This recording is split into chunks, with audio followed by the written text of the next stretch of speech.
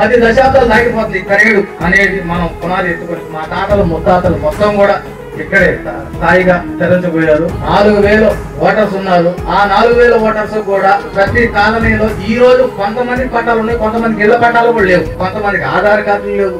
ఇన్ని జరుగుతున్న విషయంలో కూడా ఈ ప్రభుత్వం ఈ విధంగా కరేడు విషయంలో ఈ విధంగా చేయటం అనేది చాలా దారుణం. ఆ భూములని ఒక ఇండోసో కంపెనీ గాని కార్పొరేట్ సంస్థలకు గాని ఇచ్చేస్తే మా జీవన వృత్తి మేము కోల్పోతాం.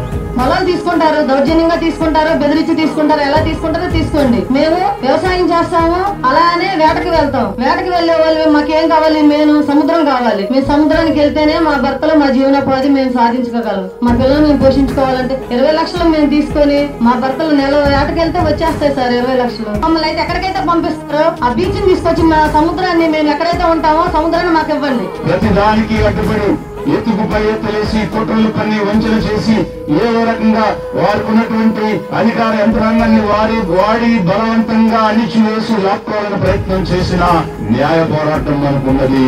న్యాయ పోరాటం ద్వారా ప్రభుత్వం యొక్క మెడల నుంచి మన భూముల్ని మనం కాపాడుకునే విధంగా ఐక్యమత్యంగా పోరాడదాం. కరేడు రైతుల ఆత్మ గౌరవమే లక్ష్యంగా కరేడు రైతన్నతో విజయన్న, అడుగడుగునా అన్నదాతకు అండగా.